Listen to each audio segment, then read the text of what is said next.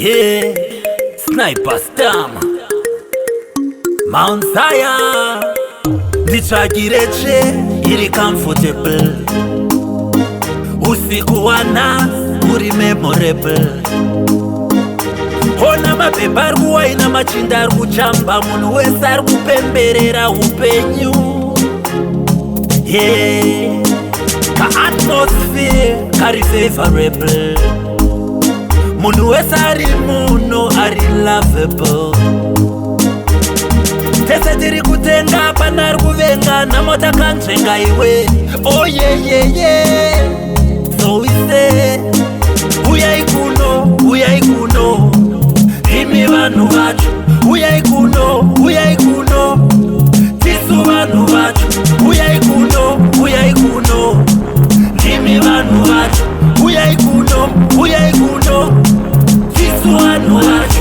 VIP kwese kwatinoenda tinopinzwa mukatikati. VIP kwese kwatinoenda tinosvikira kumberimberi.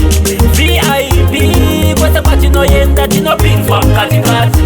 VIP kwese kwatinoenda tinosvikira kumberimberi. Just because we belong, we friend them, nema links are we strong. Tinongungu tamatigong, original kwete from Kong. My baby edu tino mafadza, my ice bucket takazadza. Vaya vano venga zvicharwadza. VIP kwese kwatinoenda tinopinzwa mukatikati. VIP kwese kwatinoenda tinosvikira kumberimberi. VIP kwese kwatinoenda tinopinzwa mukatikati. VIP kwese kwatinoenda tinosvikira kumberimberi.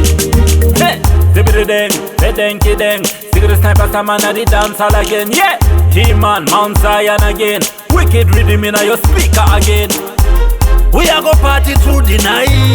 Yeah, right till the morning light. So we say uyai kuno imi vanhu vacho. Uyai kuno tisu vanhu vacho. Uyai kuno imi vanhu vacho. Uyai kuno tisu vanhu vacho. VIP kwese kwatinoenda tinopinzwa mukatikati. VIP kwese kwatinoenda tinosvikira kumberimberi. VIP kwese kwatinoenda tinopinzwa mukatikati.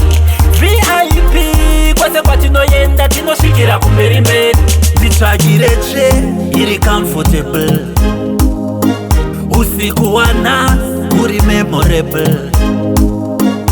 Hona mapepa arikuwa ina machinda arikuchamba. Munhu wese arikupemberera upenyu. Yeah, ka atmosphere kari favorable. Munhu wese ari muno ari lovable. Tese tiri kutenga pana ari kuvenga namota kanzvenga iwe. Oh yeah yeah yeah. So we say